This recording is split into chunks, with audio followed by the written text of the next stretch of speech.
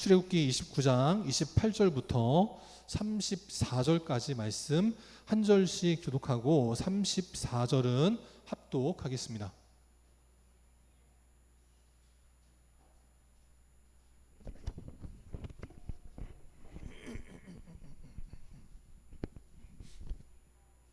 출애굽기 29장 28절부터 34절까지 한 절씩 교독하고 34절은 합독하겠습니다.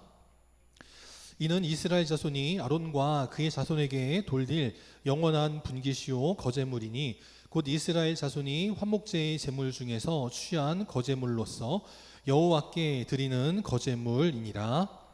아론의 성인은 후에 아론의 아들들에게 돌릴지니 그들이 그것을 입고 거름 부음으로 유임을 받을 것이며 그를 이어 제사장이 되는 아들이 회막에 들어가서 성소에서 섬길 때에는 이레 동안 그것을 입을지니라.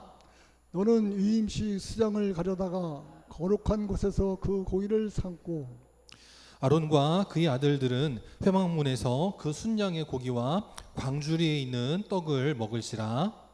그들은 속죄물 곧 그들을 유임하며 그들을 거룩하게 하는 데 쓰는 것을 먹되 타인은 먹지 못할지니 그것이 거룩하기 때문이라. 다 같이 위임식 고기나 떡이 아침까지 남아 있으면 그것을 불에 살을지니 이는 거룩한즉 먹지 못할지니라. 아멘. 옆 사람과 인사합니다. 사랑합니다. 축복합니다. 네. 이 시간 주님 앞에 나와 예배드리는 우리 성도님들을 주님의 이름으로 환영하고 축복합니다. 제가 준비한 게 잠깐 좀 잘려가지고 잠깐 좀 다시 좀 다운을 좀 받아야겠습니다. 잠깐만 기다려주시면 감사하겠습니다. 그리고 오늘 이 시간 우리 김봉원, 한유정 성도, 우리 태희가 함께 이 시간 참석했는데 우리 환영의 박수 하도록 하겠습니다. 네, 얼마 전에 정말 세례시켰는데 더 건강하게 예쁘게 잘 큰 것 같아요.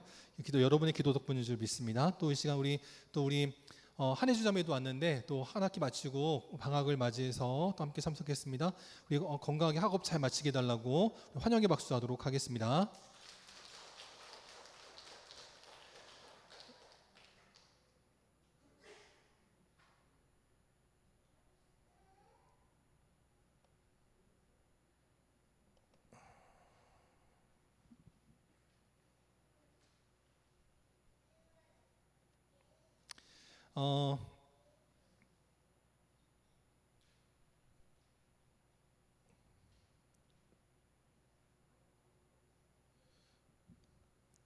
요즘 날씨가 많이 덥습니다. 어떤 할머니이신데요. 이 할머니 표정이 어때요?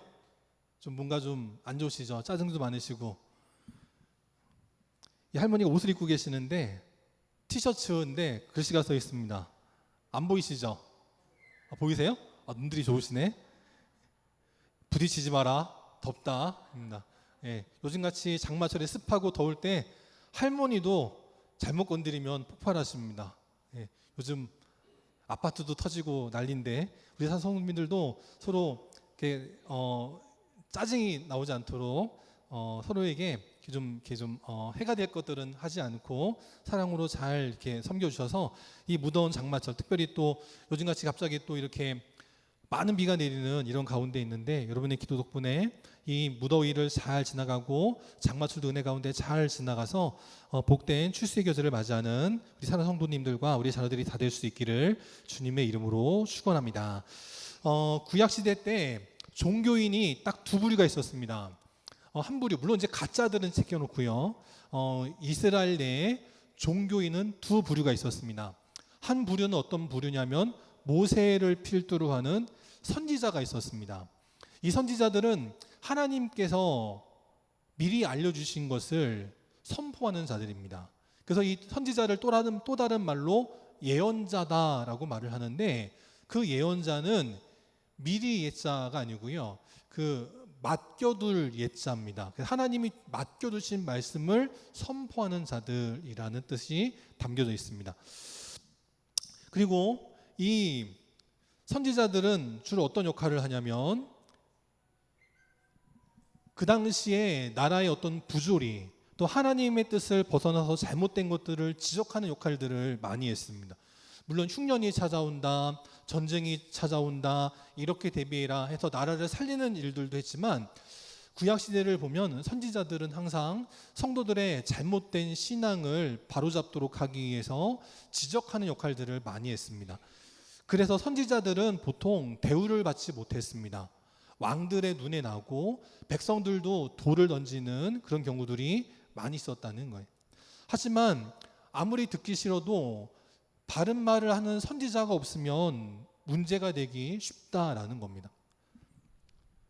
그래서 또 다른 부류는 어떤 부류가 있었냐면 제사장이 있었습니다. 이 제사장들은 어떤 부류를 하냐면 백성들의 죄가 있을 때 그 죄를 위해서 하나님 앞에 가지고 나와 제사를 드리고 예배를 드리고 또한 이렇게 기도해주는 사람이었다라는 겁니다. 그래서 제사장은 항상 어디를 가든지 인정을 받고 사랑을 받고 존경을 받았습니다. 그래서 항상 제사장이 어떻게 하면 더 잘 대접할 수 있을까? 그래서 우리 제사장님이 우리에게 어떻게 이렇게 축복을 해줘가지고 우리가 더 잘 될 수 있을까? 그래서 제사장은 인정받고 모두에게 좀 존경받는 그런 선망의 대상들이었다라는 겁니다.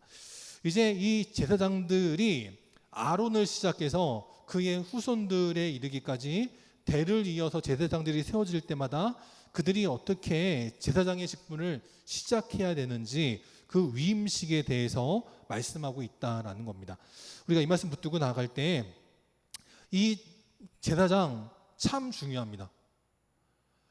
그 어떤 분이 병원에 가시다가 병원을 옮겼다고 그래요. 왜 옮겼냐면 이분이 살이 좀 많이 찌셔가지고 병원에 갈 때마다 선생님에게 지적을 받더라는 거예요. 살 빼라고, 살 10kg 당장 빼라고, 안 빼면은 모도 걸리고 살 빼라고, 죽는다고.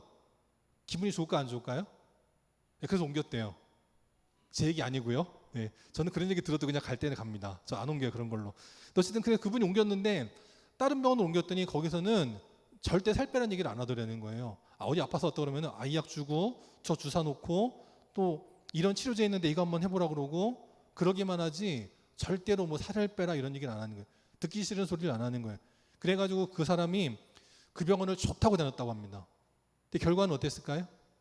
점점 더 몸이 망가지는 거예요. 고지혈증, 당뇨, 고혈압, 온갖 병들이 그냥 막 다 늘어나는 겁니다. 그러니까 이처럼 우리가 때로는 듣기 좋은 말 하면 좋지요. 목사도 듣기 좋은 말만 하면 좋습니다.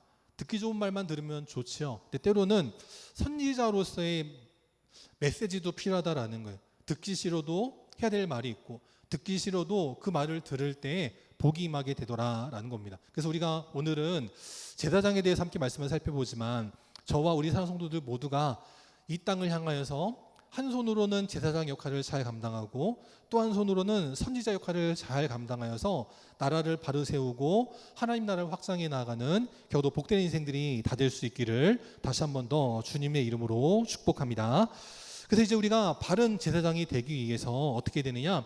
먼저 첫 번째로는 부담감을 가져야 된다라는 겁니다. 그리고 또 그 부담감을 버려야 된다라는 거예요. 10절에 보니까 제일 초대 제사장으로 누가 세움받았냐면 아론이 1대 대제사장으로 세움을 받았습니다. 그리고 그를 도울 또 다른 제사장으로 아들들이 세워지게 됐다라는 겁니다. 그러면서 그 제사장의 직분을 맨 먼저 시작할 때 뭘 하냐면 송아지의 머리에 안수하라라고 말씀을 합니다. 왜 안수를 하냐면 그 송아지를 잡아서 이제 제사를 드리기 위함이다라는 거예요. 단순하게 송아지 그냥 멱을 따고 송아지를 잡아가지고 제사를 드리고 그게 끝이 아니고요. 20절에 보니까 여기는 순양이라고 되어 있지만 송아지도 마찬가지였습니다. 그 피를 가져다가 아론의 오른쪽 귓부리에 바르고요. 오른손 엄지와 오른발 엄지에 바르고 또 남은 피들은 제단에다가 뿌리라라고 하더라라는 거예요. 여러분 송아지 이뻐요 안 이뻐요? 이쁘죠. 저 어렸을 때 시골 가면 항상 강아지가 있었지만 어느 날은 강아지가 없을 때도 있어요. 그러면 어디를 가냐면 외양간에 갔습니다. 축사에 가요. 거기 가면 송아지가 있거든요. 이렇게 이쁜 송아지가 눈망울이 그냥 땡글해가지고는 쳐다봐요. 뭐 주러 왔나 하고 쳐다봐요. 그럼 이제 풀도 갖다 주고 그 할아버지가 이렇게 놔두신 그 이렇게 사료도 갖다 주고 그래요. 그럼 이 송아지들이 얼마나 예쁜지 몰라요. 그래가지고는 막 태어난 송아지는 이렇게 꺼내가지고 같이 놀기도 하고 그랬거든요. 시골에서. 이렇게 이쁜 송아지, 눈에 넣어도 아프지 않을 송아지, 만져주면 마치 자기가 무슨 강아지인 것처럼 그냥 좋다고 앵길 그런 송아지, 그 송아지를 안수만 하고 끝나면 좋은데 건강하게 자라라, 새끼 많이 낳고 전 많이 짜고 많이 번식해라, 이렇게 축복만 해주면 좋은데 저 이쁜 송아지를 이제 잡으라 라는 거예요. 왜냐하면 나의 죄를 대신해서 네가 죽어야 된다라는 겁니다. 또 제가 또 시골 갈 때 어느 집에서 돼지를 잡거나 그럴 때가 있었거든요. 돼지를 잡을 때 소리가 얼마나 큰지 여러분 다 잘 아시죠. 그래서 이렇게 시골이니까 이렇게 평지여가지고 탁 트여서 그렇지만 한 1km는 떨어져 있을 것 같은 집인데 거기서 돼지 잡는 소리가 저한테까지 들리더라고요. 굉장히 소리가 커요. 그럴 때 참 마음이 안 좋더라고요. 물론 나중에 이제 그 집에서 이제 돼지 잡았다고 고기 갖다 주시면 맛있게 먹긴 했는데 그거 잡는 소리는 참 마음이 불편했습니다. 그러니까 제사장들도 맨 먼저 하는 일이 뭐였냐면 내가 죄가 있기 때문에 죄인이 내가 제사장의 직분을 감당할 수 없으니 나의 죄를 대신해서 네가 죽어라 하면서 송아지를 잡고 양을 잡고 때로는 염소를 잡고 시켰다라는 거예요. 그러면서 하나님은 이 제사장에게 너를 대신해서 죽었던 그 송아지의 맑은 눈을 잊지 마라, 기억하게 하셨다는 거예요. 네가 또 죄를 지으면 애꿎은 소가 죽어야 된다, 애꿎은 양이 죽어야 된다. 근데 그거는 네가 죽었어야 되는데 너 대신해서 죽은 거야. 그러니까 너는 죄 짓는 인생이 되어서는 안 돼. 하나님이 그것을 알게 하기를 원하셨다라는 거예요. 우리 사랑하는 성도들도 우리가 죽어야 될 죄인입니다. 근데 우리 대신해서 누가 죽었어요? 예수님이 돌아가셨습니다. 만약에 예수님이 아니었다면 우리도 1년에 한 번씩 속죄일마다 다 짐승 한 마리씩 잡아다가 바쳐야 되는 거예요. 내가 죽어야 되는데 내가 죽지 않도록 하나님이 대신하여 짐승을 잡게 하셨다라는 겁니다. 그래서 나를 대신해서 죽은 그 짐승을 잊지 말라라는 거예요. 내가 죽어야 되는데 나를 대신해서 죽은 그 송아지, 그 양, 그 염소 잊지 말고 다시는 죄 짓는 인생이 아닌 거룩하고 성결한 인생이 되어라 라는 뜻으로 맨 먼저 하는 일이 백성들을 축복하는 것도 아니고 누군가에게 축복받는 것도 아니고 내가 제물이 될 송아지에게 안수하는 것, 이거를 맨 먼저 시키셨다라는 겁니다. 그리고 나서 어떤 일을 시키시냐면 21절에 보니까 그렇게 해서 뿌린 그 피, 그리고 제사를 드리는데 필요한 관유, 이것을 가지고 제사장이 아주 멋있게 만들어 입은 아주 비싼 2천만 원짜리 1억짜리 그 비싼 제사장의 에봇에다가 그 피를 냅다가 뿌리라라는 거예요. 제가 그전에 몇 번 말씀드린 적이 있는데 나중에 제가 뭔 일 있어가지고 만약에 교회에서 저한테 아주 뭐 몇백만 원짜리 비싼 가운을 맞췄다고 한번 예를 들어보겠습니다. 그럼 제가 그것을 아주 아끼고 아껴야 되는데 그 가운에다가 그냥 냅다 그냥 막 잉크를 막 뿌린다고 생각해 보십시오. 그거 되겠는가? 그런데 하나님은 그 비싼 그 당시 이스라엘 백성들이 자기는 먹지도 않고 마시지도 않고 아껴두었던 그 예물을 가지고 제사장의 예복을 맞추었는데 하나님은 거기에다가 냅다가 피를 뿌리라라고 시키셨다라는 거예요. 그러면 그 옷이 거룩하게 되리라라고 말씀을 하셨습니다. 아니, 깨끗하고 아름답게 만든 것이 거룩하지 왜 거기다가 피를 뿌린 옷이 거룩해지겠냐라는 거예요. 여러분들 잘 알다시피 그 피가 처음에나 선홍빛이고 붉고 예쁘지 그 피가 며칠 지나고 몇 달 지나가지고 거무튀튀해지면 그 피는 절대 예쁠 수가 없어요. 근데 하나님은 제사장의 예복에다가 그것을 뿌리라라고 말씀을 하십니다. 그럼 무슨 뜻이냐면 그 몇 천만 원짜리 1억짜리 옷 그거 혹시 잘못될까봐 덜덜 떨지 말라라는 거예요. 내가 그거 잘못해가지고 밟아가지고 찢어지고 내가 잘못해가지고 어디 걸려가지고 찢어지고 그럼 그 제사장이 얼마나 부담감이 심하겠어요. 그거 내가 다시 맞춰야 되나? 그럴 수 있잖아요. 그러니까 하나님은 그 제사장에게 그 옷 때문에 부담감 갖지 마. 내가 이렇게 이미 망가뜨려 줄게. 그러니까 너는 이 옷 입고 누구를 만나든지 주저하지 말고 안아주고 그를 위해서 안수해주고 그를 위해서 제사 드리는 것 주저하지 마. 그런 뜻으로 그 옷을 더럽히게 하셨다라는 겁니다. 제가 탁구를 치는데요. 그 코치 선생님이 늘 하시는 말씀이 있어요. 이거는 이제 유튜브에 나오는 장면이지만 항상 코치 선생님들이 하시는 말씀이 뭐냐면 연습할 때는 실전처럼 하세요. 그렇게 말합니다. 그런데 밖에 나가서 게임할 때는 연습하는 것처럼 하세요. 그렇게 말을 합니다. 연습할 때는 실전처럼 진지하게 하되 밖에 나가서 게임할 때는 1점 때문에 연연하지 말고 잃으면 잃는 거고 득점하면 득점하는 거니 그냥 연습한다는 마음을 가지고 그냥 연습하는 것처럼 드라이브도 걸어보고 스매싱도 해보고 그렇게 하라라는 거예요. 그러면 더 잘 된다라는 겁니다. 하나님도 우리에게 원하시는 것이 이런 거라는 거예요. 우리가 이 자리에서는 목숨 걸고 기도해야 됩니다. 내 세상에 나가서도요 목숨 걸고 기도해야 되느냐? 그러지 않습니다. 예전에 안 믿는 사람하고 밥을 먹을 때 그 사람이 밥 사주는 것도 아니고 그냥 이렇게 각자 와서 밥 먹는 거였기 때문에 제가 잠깐 기도하고 밥을 먹었습니다. 그랬더니 그분이 저한테 하는 말이 뭐냐면 목사님이 무슨 기도를 이렇게 짧게 해요? 그렇게 얘기하는 거예요. 본인은 기도도 안 하면서. 제가 뭐라고 했냐면 어쩌다가 한번 기도하는 사람은 식사 기도를 오래 한다고. 그런데 매일 기도하는 사람은 식사 기도를 짧게 한다고 그 말씀을 드렸어요. 맞지 않나요? 매일 기도하는 사람은 식사 기도가 짧아요. 하나님 맛있게 먹겠습니다. 잠깐 눈 감고 떴다 되고요. 어떤 사람은 눈도 안 감는 사람이 있어요. 하나님 맛있게 먹겠습니다. 그리고 먹는 사람도 있어요. 그럴 수 있죠. 어쩌다 한번 기도하니까 어쩌다 한번 기도할 때 온갖 기도 다 하는 거예요. 우리 가족 건강 다 챙기고 심지어는 남의 건강도 챙기고 심지어는 나라까지 챙기고 그러는 거예요. 평상시에 모든 일을 다 하는 사람은 중요한 일이 터졌을 때 동의하지 않는 거예요. 평상시 연습을 많이 하면 게임 때 어떤 상황이 와도요 이렇게 해야 되나 저렇게 해야 하나 고민할 필요가 없어요. 평상시 연습을 많이 한 사람은 어떤 상황이 닥치든지 간에 거기에 맞춰서 몸이 반응하게 되어 있습니다.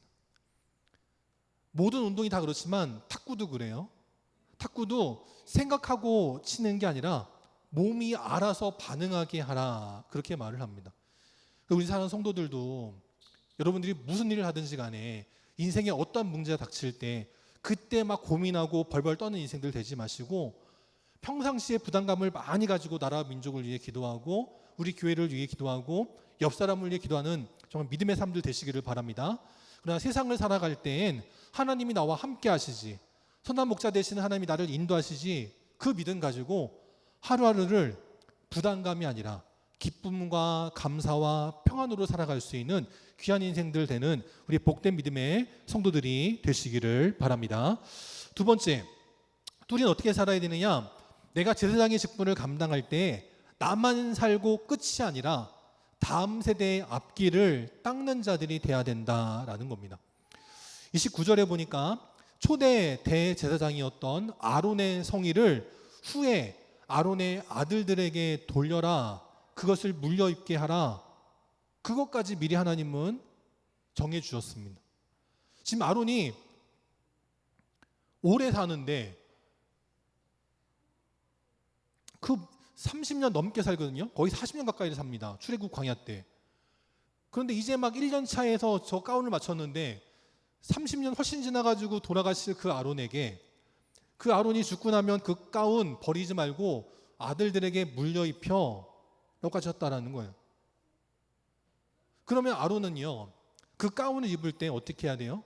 물론 부담감 버리고 성도들 술 취한 사람이건 온몸이 그냥 막 꾸정물투성이건 뭐건 상관없이 하나님의 백성이니까 다 품어주고 안아주고 그렇게 옷 더러워지는 것 아랑곳하지 않고 열심히 섬겨야 되지만 그런데 이 옷 나중에 내 아들들이 입을 옷이지 나의 손자들이 입을 옷이지 나의 후손들이 입을 옷이지 그렇게 생각하면 또 함부로 굴릴 수 없게 된다라는 겁니다. 그래서 우리는 이 땅을 살아가면서 나만 살고 끝이 아니라 나의 다음 세대가 어떻게 살지를 늘 염두에 두고 살아가는 자들이 돼야 된다라는 거예요.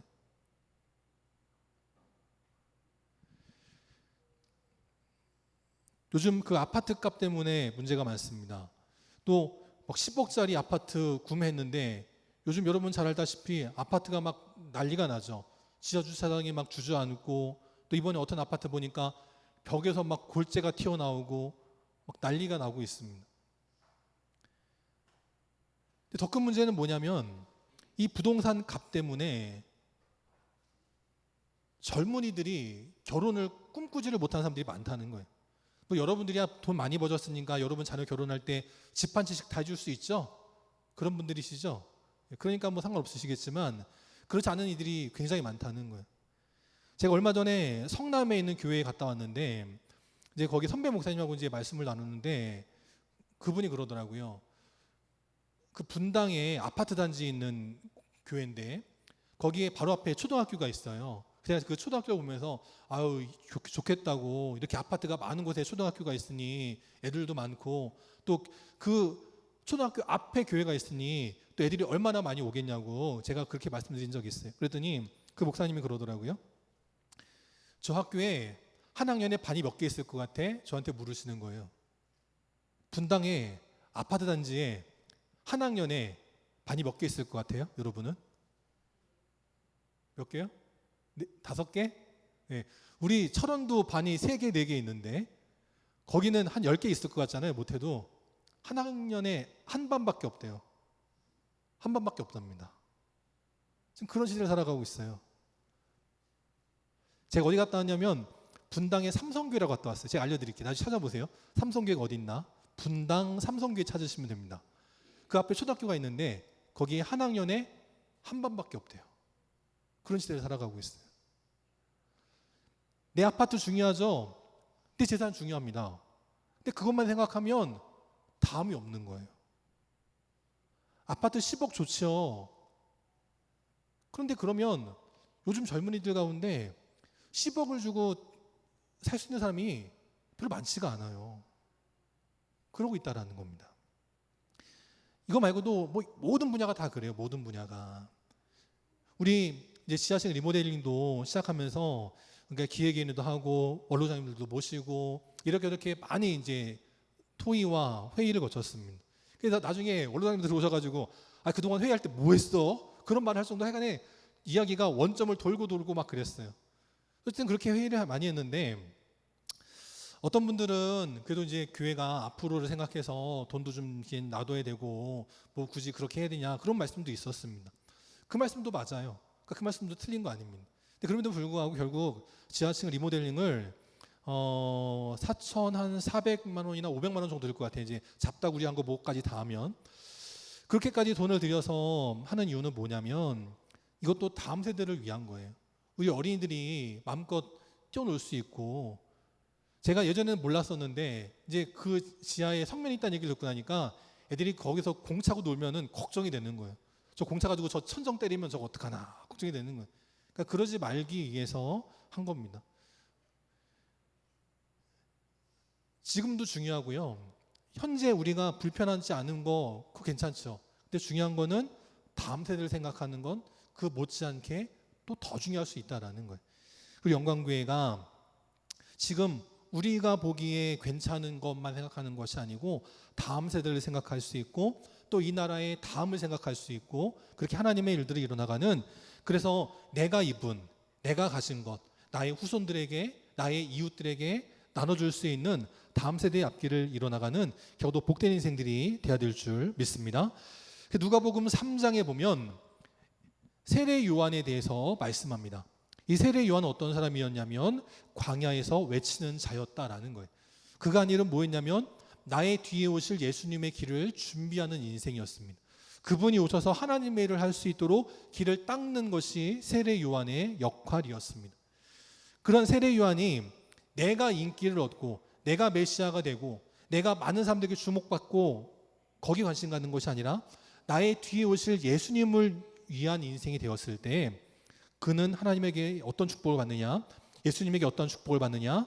마태복음 11장 11절에 보니까 여자가 낳은 자 중에 세례 요한보다 큰 이가 일어남이 없도다라고 말씀을 했습니다. 우리 가운데 누구도 여자에게서 나오지 않는 사람이 없죠. 우리 모두도 다 여자 가운데 나왔습니다. 여자가 낳은 자녀들 아닙니까? 우리가 다. 그런데 그 누구도 세례 요한보다 큰 이가 없다라고까지 인정할 정도였다라는 거죠. 저 바라기는 우리 산 성도님들이 이렇게 다음 세대를 잘 준비할 때, 여기는 우리 한혜주 자매나 우리 뭐 지원이 시원이나 우리 또 태희나 모두가 다 세례 요한보다 더 큰 이가 되는 그런 신앙의 다음 세대를 키워나가는 복된 인생들 될 수 있기를 바랍니다. 얼마 전에 유퀴즈라고 하는 그 예능 프로에 김연아 선수가 나왔죠. 그때 김연아 선수가 나와가지고 질문을 받았습니다. 당신이 나중에 아기를 낳으면 그 자녀에게 피겨를 시키겠느냐라고 물었다는 거예요. 그랬더니 김연아 선수가 아니요, 절대 아니요, 그렇게 말을 했습니다. 왜냐하면 자기가 너무 힘들었기 때문이라는 거예요. 그럼 또 했던 말이 뭐였냐면, 저는 우리 아이들이 숨차지 않았으면 좋겠어요. 그런 말도 하더라고요. 그 피겨의 여왕이 자기 자녀에게 피겨를 시키지 않겠대요. 어떻게 보면 그 자녀들도 아마 김연아의 피를 이어받으면 대단한 선수가 될 텐데, 김연아만큼은 못해도 어쨌든 그냥 어느 정도 이상 하는 선수는 될 텐데 안 시키겠다는 거예요. 그런데 이 잘하시는 분 누군지 알 텐데, 이분 교회를 세습해가지고 나중에 문제가 생겼습니다.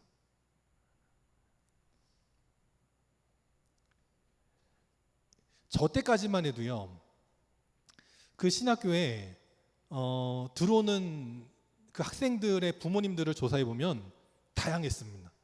뭐 목회자 자녀, 장로 자녀 물론 있었고요. 저같이 그냥 뭐 권사 집사의 자녀도 왔습니다. 심지어는 부모님이 교회를 안 다니는 불신자인데 온 사람들도 있었습니다. 근데 요즘 신학교 가서요, 조사해 보면 다 부모님들이 어때요? 다 목회자 자녀, 장로 자녀만 옵니다. 왜냐하면 가봐야 뻔하니까. 그런 시대가 돼버렸어요. 그래서 교회를 욕하는 사람들이 많습니다. 교회가 세습한다고. 또 세습하면 빠지지 않는 곳 어디가 있죠? 북한이 있죠. 북한도 세습 때문에 우리 욕하는 거 아닙니까?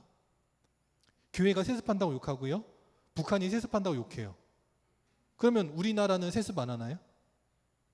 우리나라의 대기업들 세습 안 해요? 하죠. 근데 거기는 욕 안 합니다. 북한은 욕하고 교회가 세습하면 욕하는데, 대기업이 세습하면 아유, 그 훌륭한 회장님의 아들이 당연히 이어받아야지, 그렇게 하지 아무도 욕하는 사람이 없어요. 한 신문 기사의 내용이었는데, 2019년도 중앙일보 기사였는데, 기자가 학생들에게 물었다고 합니다. 공부 왜 해? 라고 물었더니 그 질문을 받은 학생이 울더라는 거예요. 여러 가지 의미가 있겠죠. 하기 싫은데 엄마 아빠가 시켜서 하는데 그걸 왜 물어? 그런 애도 있고요. 공부하는 게 너무 힘들어서 우는 애도 있을 거예요. 저희 사촌도, 그러니까 저희 사촌 그 이종 사촌 조카도 원래 오늘 이제 다 같이 만나기로 했는데 못 만나게 됐어요. 왜냐, 갑자기 학원 보충을 한다고. 원래 학원 오늘 안 가는 날이라고 해가지고 모이기로 했는데 갑자기 학원을 가야 돼가지고 못 모이게 됐습니다. 보면 요즘 아이들 보면 참 불쌍해요. 물론 그 아이들 잘 되라고 시키는 거긴 한데 참 너무 안타까울 때가 많이 있습니다. 어쨌든 여러분 기도해 주셔서 우리 자녀들 정말 미래를 생각할 때 눈물 나지 않는 자녀들, 또 결혼해서 아기 낳는 것을 주저하지 않는 사회가 되도록, 또 우리 영광교회가 우리만 생각하고 우리만 바라보는 것이 아니라 우리가 다음을 바라보고 믿음의 다음 세대를 키워나가는 그런 복된 교회가 되는 데 앞장서는 귀한 믿음의 성도님들이 다 되시기를 바랍니다. 세 번째, 또 우리는 이 제사장의 위임식을 통해서 무엇을 알아야 되느냐? 전문가가 돼야 한다라는 겁니다. 35절에 보면 이 위임식을 며칠 동안 하냐면 1회 동안 7일 동안에 걸쳐서 하라라고 말합니다. 우리나라의 대장을 뽑는, 대장이 되는 대통령 취임식도 몇 시간 안 하죠. 그런데 제사장을 위임할 때 그 위임식을 7일 동안이나 했다는 거예요. 이유가 있습니다. 첫 번째, 위임식을 할 때 뭘 하냐면 11절에 보니까 속죄제를 드리겠습니다. 송아지를 잡아가지고 그걸 가지고 손가락으로 제단 뿔들에 바르고 피 전부를 제단에 쏟는, 그리고 나서 13절에 보니까 기름과 꺼풀과 콩팥과 거기에 있는 기름을 다 걸러내가지고 제단 위에 불 사르고, 그 다음에 가죽을 또 고기를 똥을 모아서 진 밖에다가 불사르게 하는 이거를요 7일 동안 연습을 시켰다는 거예요. 그 다음 번제를 또 연습시킵니다. 15절에 보니까 이번에 순양을 가지고 번제를 행할 때 그 피를 또 제단 주위에 뿌리고 각을 뜨게 하고 그 장부와 다리는 씻게 하고 순양 전부를 제단 위에 불사르게 하는 이 번제를 7일 동안 연습시켰다라는 거예요. 또 뭐라냐면 요제를 합니다. 요제는 흔들어서 드리는 제사인데 무교병에 떡 하나, 기름 바른 과자 한 개, 전병 한 개, 이것을 흔들어서 하나님께 드리는 요제를 행하게끔 7일 동안 연습을 시켰다라는 거예요. 그래서 위임식은 그저 그냥 제사장들이 백성 앞에서 인정받고 박수받고 존경받고 그것이 아니고 그 제사장이 그 제사의 직무를 잘 감당하도록 7일 동안 훈련하는 과정이기도 했다라는 겁니다. 그래서 우리는 항상 어떤 일을 하든지 간에 전문가가 되도록 노력하는 자들이 돼야 한다라는 거예요. 그 다음 세계에서 가장 부자 가운데 한 명이라고 하는 요즘 현대의 가치로 환산하면 한 500조가 될 거다라고 하는 최고의 부자였던 록펠러라는 사람이 있었습니다.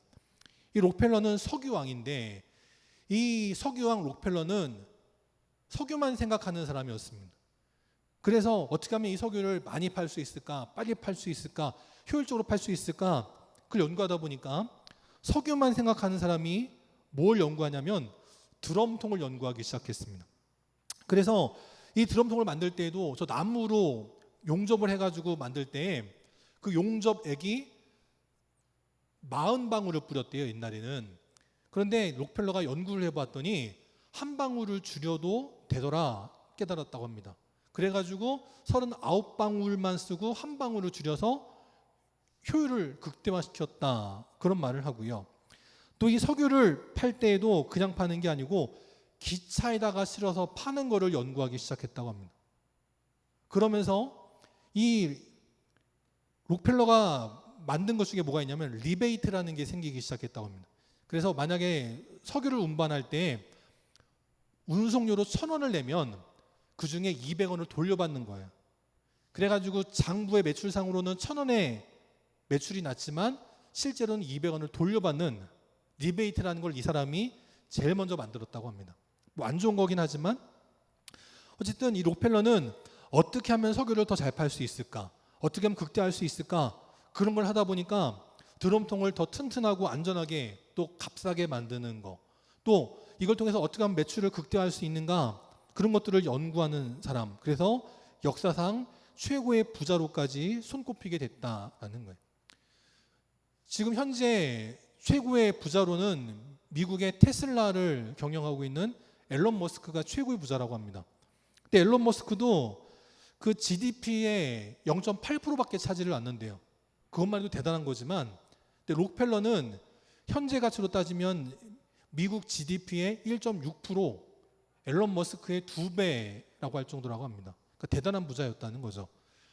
이렇게 세상에 돈을 버는 사람도 자기 일의 전문가가 된다면 우리도 신앙의 전문가가 되어서 누군가가 힘들고 어려움 당한다 할 때 영광교회 찾아가 봐, 아무개 장로님 만나봐, 아무개 권사님과 함께 기도해봐, 아무개 집사님과 함께 신앙생활해봐, 그런 말을 들을 수 있는 믿음의 전문가가 다 되는 우리 복된 교회 성도들이 되시기를 바랍니다.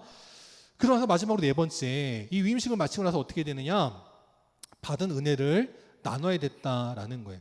34절에 보니까 위임식 때 제사를 드리고 나서 고기나 떡을 먹었는데 아침까지 남으면 그거를 불에 살려라 라는 겁니다. 아마 여러분들은 깜짝 놀랄 일일 거예요. 아니 그 아까운 걸 왜 불살라? 두고 먹어야지. 근데 왜냐하면 그거는 거룩한 음식이었기 때문이었다라는 거예요. 그 위임식 때는 제사장들만 먹었습니다. 남들은 아무도 못 먹었어요.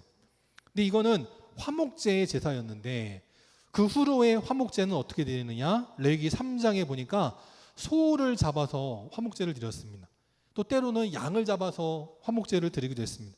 이 화목제는 말 그대로 화목하기 위해서 드리는 제사였습니다.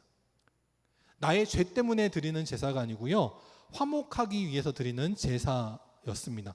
그래서 이 화목제물을 드리고 난 다음에는 어떻게 하느냐? 그 고기를 먹을 때 제사장들만 먹는 게 아니라 그 제사를 드린 사람들도 모두가 함께 먹는 거였어요.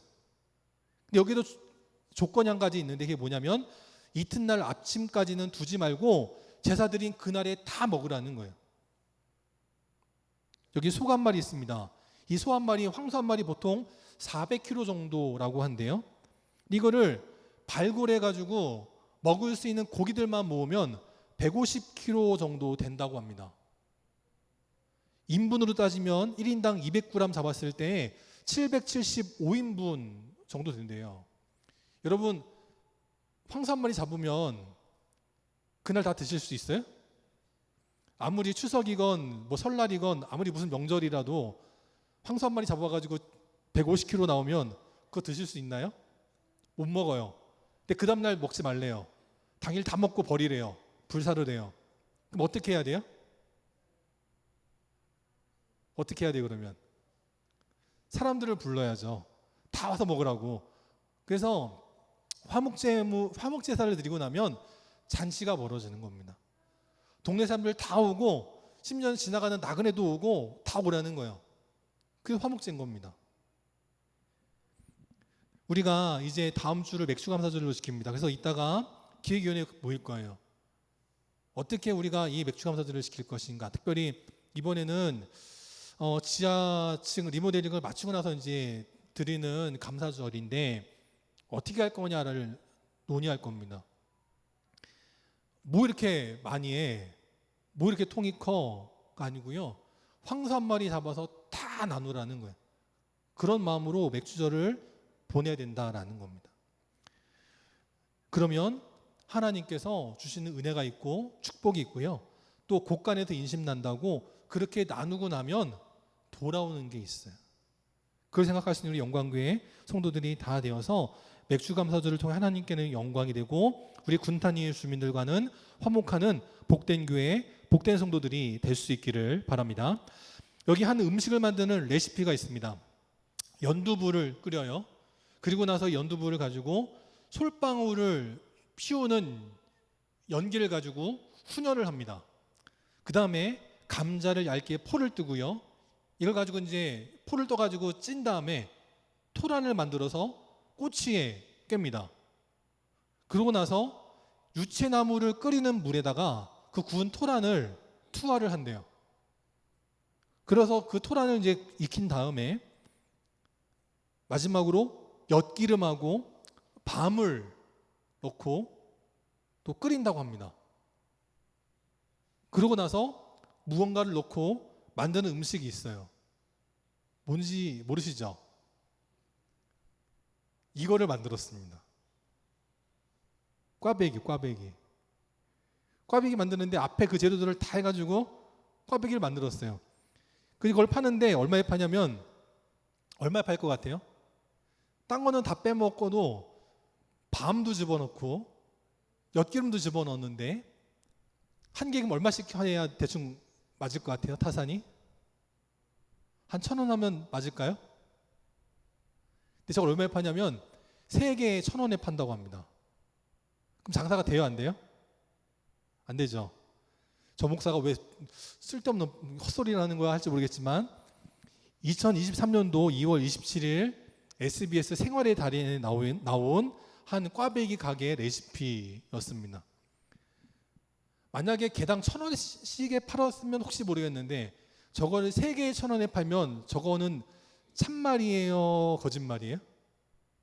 전 말 안 할게요. 저는 생각이 있지만 말 안 할게요. 저러면 저거는 나오는 평가가 있죠. 그러면 안 된다라는 거예요.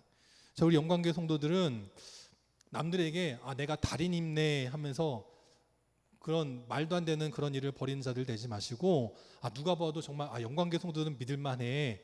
정말 제사장 같은 성도들이야. 저 사람들은 정말 하나님의 사람들이야. 그런 말을 들을 수 있는 귀한 인생들 되고 또 그러한 성도들을 통해서 믿음의 새 가족이 세워지고 믿음의 다음 세대가 세워지고 그리고 영광교회가 주님께 오시는 그날까지 믿음의 사명을 잘 감당하는 대를 이어 하나님 앞에 귀하게 쓰임받는 신앙의 명문 가정들이 다 될 수 있기를 주님의 이름으로 축원합니다.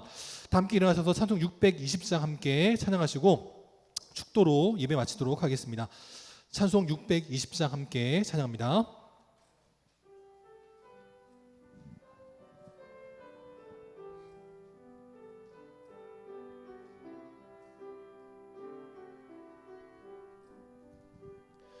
여기에 모인 우리 주의 은총 받은 자여라. 주께서 이 자리에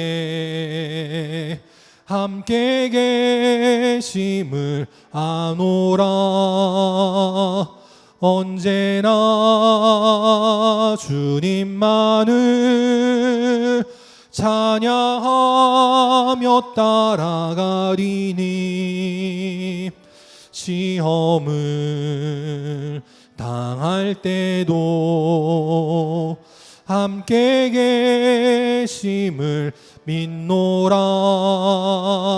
이 믿음 더욱 굳세라.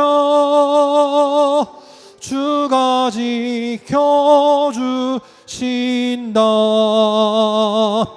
어두운 밤에도 주의 밝은 빛 인도하여 주신다. 주님이 뜻하시니 헤아리기 어렵더라도 언제나 주 뜻 안에 내가 있음을 아노라. 사랑과 말씀들이 나를 더욱 새롭게 하니 때로는 넘어져도 최후 승리를 믿노라. 이 믿음 더욱 굳세라. 주가 지켜주신다.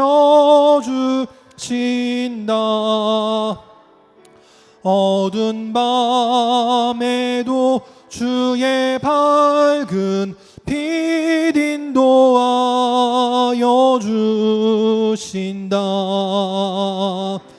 여기에 모인 우리 사랑받는 주의 자녀라. 주께서 뜻하신 바 우리 통해 펼치신다. 고통과 슬픔 중에 더욱 주님 의지하오니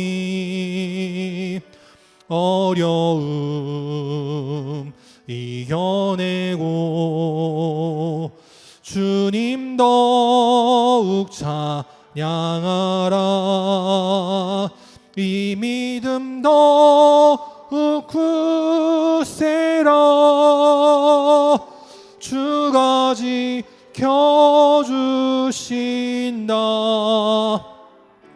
어두운 밤에도 주의 밝은 빛 인도하여 주신다. 아멘. 함께 기도하겠습니다.